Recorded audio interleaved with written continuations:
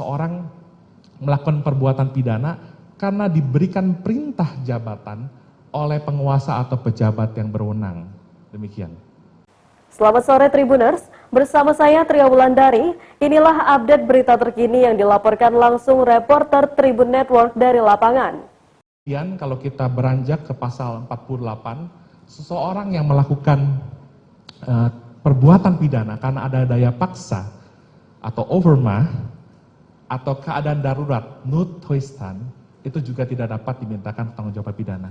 Berikutnya dalam pasal 49 kita juga mengenal adanya pembelaan terpaksa atau notwear dan notwear excess, pembelaan terpaksa yang melampaui batas. Ketika seorang melakukan self defense, pembelaan dirinya karena ada ancaman seketika yang melawan hukum, yang mengancam harta benda atau kesusilaan atau bahkan nyawa dia, maka orang bisa melakukan pembelaan terpaksa. Jadi 48 terpaksa, 49 terpaksa, dan pasal 51 yang terakhir tentang perintah jabatan atau amtelk bevel adalah seseorang melakukan perbuatan pidana karena diberikan perintah jabatan oleh penguasa atau pejabat yang berwenang. Demikian. Terima kasih.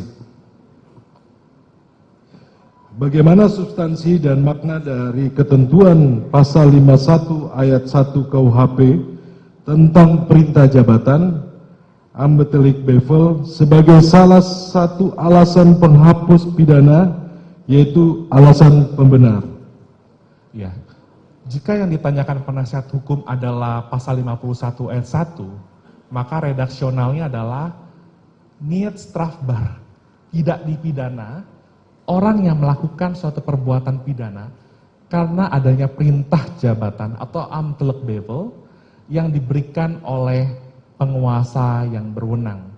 Kalau menurut Profesor Van Bamelen, Majelis Mohon Izin, ketika seseorang menerima perintah jabatan dari penguasa atau pejabat yang berwenang, maka sesungguhnya Profesor Van Bamelen dalam bukunya Hukum Pidana 1 mengatakan si penerima perintah ini sesungguhnya berada dalam keadaan terpaksa karena dia menghadapi konflik.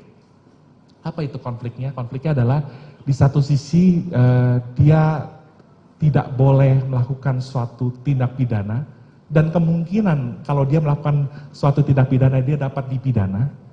Tapi di satu sisi ada perintah jabatan yang harus ditaati atau dilaksanakan oleh si penerima perintah tersebut.